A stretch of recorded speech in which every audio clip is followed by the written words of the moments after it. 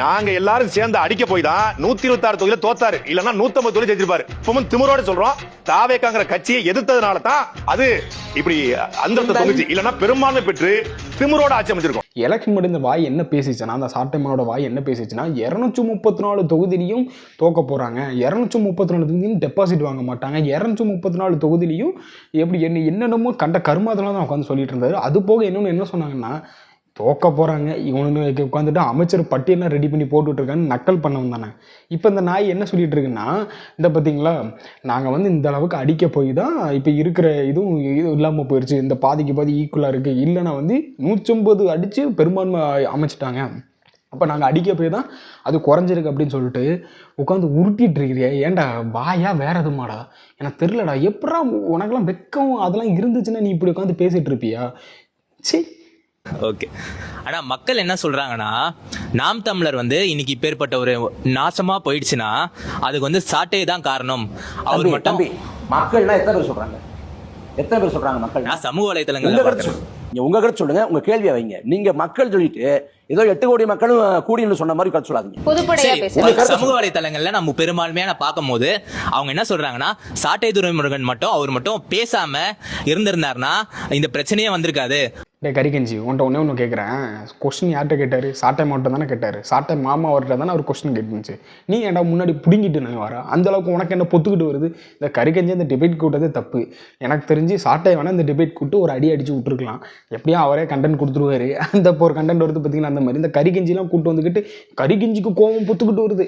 சாட்டை கேள்வி கேட்டால் எந்த மக்கள் சொன்னார்? ஏன்டா நான் கேட்குறேன்டா, ஒன்னால உங்கள் வாயால் தாண்டா அந்த உங்கள் கட்சி இந்த அளவுக்கு கேவலமாக போயிட்டு இருக்குது. இன்னும் உங்கள் வாயால் 10 லட்சம் இப்போ ஒரு 20 லட்சம் ஓட்டு வாங்கிறீங்களா, அது இப்போ 20,000 ஓட்டு இல்லைன்னா 10,000 ஓட்டுக்கு கொண்டு வந்து நின்றுச்சுன்னா அது காரணமே நீங்கள் தான்டா. இந்த கறிக்கஞ்சி இந்த சாட்டை மாமா அவர்கள் மட்டும் தான். இப்போ நான் சொல்கிறேன், மக்களாகிய நாங்கள் சொல்கிறோம்டா, அத்தனை மக்களும் சொல்லிட்டு இருக்காங்க இந்த வாயினால தாண்டா நீங்கள் இன்னும் தொலைஞ்சு போயிட்டு இருக்கீங்கன்ட்டு.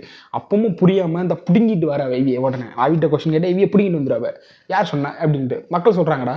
சொல்ல போய் தாண்டா 20 லட்சம் ஓட்டு பிடுங்கிட்டு போயிடுச்சு, உங்களுக்கு பொத்துக்கிட்டு எங்கே போயிடுச்சு, மானமே கிடையாது போல உங்களுக்கு. நான் என்ன கேட்குறேன்னா, 8% உங்களோட வாக்கு ஆல்ரெடி இருந்தது, இப்போ வந்து 4 சரிஞ்சிருக்குது. இப்போ அண்ணாமலையும் கட்சி தொடங்கணும், 0லேருந்து நீங்கள் தொடங்குனீங்க, நான் இல்லைன்னு சொல்ல. இப்போ 8 இருந்த வாக்கு சதவீதம் 4 கம்மியாக இருக்குது. இப்போ அண்ணாமலை கட்சி தொடங்கியிருக்காரு, அடுத்தது தனுஷ், சூர்யா, பிரதீப் ரங்கநாதன், இப்போ எல்லாருமே கட்சி தொடங்கி வராங்கன்னா அந்த 4 0வா போவாதா? அதுக்கு நீங்கள் என்ன மாதிரி ஸ்ட்ராட்டஜி வச்சுருக்கீங்க? நான் கேள்வியை முழுசாக முடிச்சுக்கிறேன், நீங்கள் அதுக்கப்புறம் ஃபுல்லாக பதில் சொல்லுங்கள். ஸ்ட்ராட்டஜி அண்ட் பிளானிங் சுத்தமாக இல்லை நாம் தமிழர் கட்சிக்கு. எப்படி எல்லா தொகுதியிலும் ஜெயிக்கிறது? ஏன் நான் கேள்வியை முடிச்சுக்கிறேன், நீங்கள் ஃபுல்லாக பதில் சொல்லுங்க. ஒரு நிமிஷம், நான் கேள்வியை முடிச்சுக்கிறேன். கேள்வி கேளுங்க, உங்க கருத்தை வெளில சொல்லுங்க.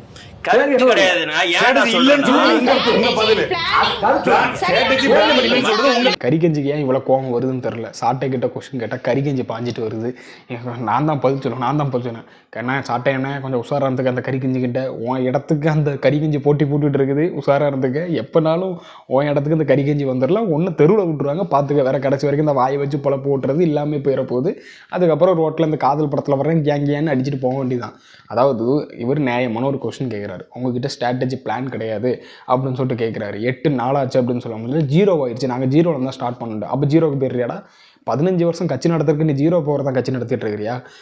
8லேருந்து 4 ஆயிருக்கு தம்பி. நாங்கள் அதுக்கு ஸ்ட்ராட்டஜி, நாங்கள் இந்த மாதிரி பிளான் வச்சுருக்கிறோம், இந்த மாதிரி ஆயிடுச்சு, இந்த மாதிரி அடுத்தது இப்படி தான் கொண்டு போக போகிறோம். நாங்கள் விஜய் அவர்களை கடிச்சிக்கிட்டே இருந்தோம், விஜய் அவர்களை கடிச்சா இருக்கிற ஓட்டில் நமக்கு வந்துடும் நினச்சோம். ரெண்டாவது நாங்கள் ஜெயிக்கிறதுக்கு வேலை பார்க்கல, மற்றவங்களை ஜெயிக்க வைக்கிறதுக்காக நாங்கள் வேலை பார்த்தோம். அதனால தான்ப்பா எங்களுக்கு 8லேருந்து 4 போயிடுச்சு அப்படின்னு சொல்ல வேண்டியதாண்டா. ஏன்டா உங்களுக்கு 20 லட்சம் ஓட்டு போட்டவன், அப்போ நல்லா இதுக்கு முன்னாடி 20 லட்சம் ஓட்டு போட்டவன் தமிழ் தேசியத்துக்காகவும் உங்களுக்கு தானே ஓட்டு போட்டானுங்க, உங்கள் சீமான் அவர்களுக்காக தானே ஓட்டு போட்டானுங்க. அந்த 20 லட்சம் ஓட்டு அங்கே போயிடுச்சு. அந்த 20 லட்சம் ஓட்டுக்காரனையும் சேர்த்தா நீங்கள் என்ன சொல்லிட்டு இருக்கீங்கன்னா, அதாவது வந்து தற்கொலைகள், முட்டா போயிலுங்க, தமிழ்நாட்டு மக்கள் ஒரு முட்டாளாயிட்டாங்க, இந்த 2026 எலெக்ஷனு ஒரு ஸ்கேம் மாதிரி அப்படின்னு உட்காந்து டிசாஸ்டர் அப்படின்னு சொல்லிட்டு உட்காந்து பேசிகிட்டு இருக்கீங்கன்னா, உங்களுக்கெல்லாம் என்ன தகுதி இருக்குன்னு நீங்களாம் உட்காந்து பேசிகிட்டு இருக்கீங்க. இவங்களுக்கு என்ன தகுதி இருக்குன்னு சொல்லி டிபேட் வச்சுட்டு இருக்கிறீங்க. மக்கள் ஒரு சைடும் இவங்க ஒரு சைடும் சொல்லிட்டு கொஸ்டின் கரெக்டாக தான்டா கேட்குறாரு. உங்களுக்கு புரிஞ்சுக்கிற தன்மை கிடையாது. கருத்தை வெளியெடுத்து வைங்க. அப்போ என்னதுக்கு அந்த டிபேட்டு? உட்காந்துட்டு அவர் கேட்குற கொஷனுக்கு பதில் சொல்ல துப்பு இல்லை. அந்த துப்பு இல்லாதவங்க இந்த மாதிரி தான் உட்காந்துருந்துக்கிட்டு அடுத்தவனை வாய் விடு. நீங்கள் சும்மாவே வாயை உட்காந்து இவனையும் உட்காந்து பேச விட மாட்டீங்க. அங்கே வந்து கொஷின் கேட்குறோன்னே நீங்கள் வாயை விட்டு பேச வைங்கன்னா அப்போ என்ன இது ஒரு டிபேட்டுன்னு கேட்குறேன். அதாவது இவங்க சொல்கிறாங்க அந்த வாயாலேயே அழிகிற கட்சி எதுன்னு பார்த்தீங்கன்னா நாம் தமிழர் தான். நல்லா நோட் பண்ணுங்கள். நம்ம இந்த வாயாளி இன்னும் திருந்த மாட்டேங்கானுங்க. இன்னும் திருந்தாதனால இந்த வாயாளி அழிவு நோக்கி போயிட்டு இருக்கு இந்த நாம் தமிழர் கட்சி. 4 விழுக்காடை 40 விழுக்காடை மாற்றுறதுக்கு 5 ஆண்டு காலம் ஆக்கப்பூர்வமான எதிர்க்கட்சியாக செயல்பட்டு களத்தில் உழைச்சி எங்களை நிரூபித்து மக்கள் தங்கள் பண்ண தவறுகளை திருத்திக்கிட்டு எங்களை அங்கீகரிக்கிற நிலையை உருவாக்குவோம். அதுக்கு தான் செய்யணும். எனக்கு ஒன்றும் புரியலடா. மக்கள் செஞ்ச தவறுனா என்ன தவறு? மக்களுக்கு உங்கள் ஓட்டு போடலன்னா மக்கள் வந்து தவறு செஞ்சுட்டாங்களா? நான் ஒன்று கேட்குறேன். 15 வருஷமா அடுத்தவங்களை வச்சு பொழப்பு நடத்துறது, அடுத்தவனை கேவலமாக பேசுறது, அடுத்தவங்களை அவதூறு பிறப்புறது, அவன் இவன் பேசுறது, மரியாதை கிடையாது, பைத்தியக்காரன் சொல்கிறது, என்னென்னமோ உட்காந்து பேசி இருக்கிற ஓட்டை விட்டது நீங்கள். மக்கள் யாரும் தவறு செய்யலை. மக்கள் தெளிவாக என்ன யோசிச்சிருக்காங்கன்னா, இவனு கையிலலாம் நம்ம நாட்டை கொடுத்தோம் அப்படின்னா இவனுங்க எப்படி சொல்கிறது, இந்த நாடு தமிழ்நாடு ஒரு நாடு மேப்பில் இல்லாத அளவுக்கு மாற்றிடுவானுங்க இந்த நாம் தமிழரை சேர்ந்தவங்க அப்படின்னு சொல்லிட்டு அவங்க தெளிவாக யோசித்து தான் ஓட்டை குத்திருக்காங்க. நீங்கள் என்னடா உட்காந்து இருந்துக்கிட்டு மக்கள் தவறு செஞ்சுட்டாங்கன்னு சொல்லிட்டு கறிக்கஞ்சி உட்காந்து பேசிகிட்டு இருக்கிறீங்க. நீங்கள்லாம் வந்து உத்தமங்களா? நான் கேட்குறேன், நீங்களாம் உத்தமங்களாடா? நான் ஒன்று கேட்குறேன். இவனு திறநிதி வாங்குறானுங்க, திறநிதி வாங்கி கட்சி நடத்துகிறான்னு சொன்னால் இவங்களுக்கு கோவம் வருது. ஆமாடா, நீங்கள் திறநிதி வாங்கி பிச்சை எடுத்தாண்டா கட்சி நடத்திட்டு இருக்கிறீங்க. கணக்கு கேட்டால் கணக்கு கொடுக்குறது இல்லை. அது கேட்டால் இது மற்றவன் வந்து பார்ட்டி ஃபண்டு ஏதோ ஒரு விதிலேருந்து சொல்கிறான்ல, பார்ட்டி ஃபண்டுன்னு சொன்ன ஓடின மாதிரி அவன் கட்சி காசு, அவன் உழைச்ச காசு, அவன் அந்த காசை முன்னாடி இருந்து சேர்த்து வச்ச காசெல்லாம் இப்போ உட்காந்து போடுறானுங்க. அது ஏடிஎம்கே டிஎம்கே டிவிக்கெலாம் அவன் உழைச்ச காசாக போடுறான், மற்றவனும் உழைச்ச காசாக போடுறான். எப்படினாலும் வச்சுக்கிடுங்கண்ணா. நீங்கள் அவன் காசை போட்டு செலவு பண்ணி அவன் எலெக்ஷனாக நிற்கிறான். நீங்கள் யார்கிட்ட வாங்குறீங்க? மக்கள்கிட்ட பிச்சை எடுக்கிறீங்க. அந்த பிச்சை எடுத்த காசை வச்சு நீங்கள் ஒரு கட்சி நடத்துகிறீங்க. அந்த காசுக்கு நீங்கள் கணக்கு கொடுக்கணும்ல, கொடுக்குறது இல்லை. எல்லாம் தெளிவாக சிந்தனை ஆகிப்போச்சு. இவனை பாருங்கள், இதான் மக்கள்கிட்ட இவனுக்கு காசை பிடுங்குறானுங்க. அந்த காசை பிடுங்க கணக்கு கிடையாது, இதை வச்சு ஒரு கட்சி நடத்துகிறானுங்க. இந்த அதே மாதிரி மற்றவனை அவதூறு பேசுகிறது, ஒரு எப்படி சொல்கிறது, ஒரு சார்பாக பேசுகிறத விட்டுட்டு இருந்துக்கிட்டு நீங்கள் யூடியூப் சேனலில் உட்காந்து இருந்துக்கிட்டு விஜய் அவர்கள், அதாவது இப்போ முதலமைச்சர் ஆனதுக்கப்புறம் உங்களுக்கு மரியாதை கிடையாது. முதலமைச்சருக்கு வந்து யாருக்குமே மரியாதை கிடையாது, அந்த போஸ்டிங்காக மரியாதை கிடையாது. இன்னும் உட்காந்து நீங்கள் விஜய் அவர்களை கடிச்சிக்கிட்டே இருந்தீங்கன்னா இப்படி தாண்டா ஓட்டு போகும். மக்கள் தவறு செஞ்சுட்டாங்க. மக்கள் அவங்களுக்கு ஓட்டு போனால் மக்கள் தவறு செஞ்சுட்டாங்க. 15 வருஷமாக நம்ம ஏன் இன்னும் இப்படி இருக்குன்னு யோசிங்கடா ஃபஸ்ட்டு. அதை விட்டு இருந்துக்கிட்டு அடுத்தவங்க மேலே பழியை போட்டு மக்கள் மேலே பழியை போட்டுறதை விட்டுட்டு 15 வருஷம் உங்கள் அரசியல் சரியில்லை, அதை மாற்றுங்க. நீங்கள் இதை பற்றி என்ன நினைக்கணும்னு சொல்லிட்டு கீழே கமெண்ட் பண்ணுங்கள். இந்த ஒரு டிபேட் ஒன்று நடந்துச்சு, ஆல்மோஸ்ட் 2 days ஆயிடுச்சுன்னு நினைக்கிறேன். இந்த வீடியோ அப்லோட் ஆகும்போது எப்படின்னு 2 days ஆயிரும்.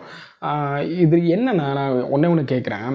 இப்போ ஒரு டிபேட் நடத்துகிறாங்க. இந்த டிபேட்லேயும் சரியான கருத்துக்கள் இந்த நாம் தமிழர் சேர்ந்த கோமாளிகள் எடுத்து வச்சிருக்கான்னு கேட்டிங்கன்னா சத்தியமாக இல்லை.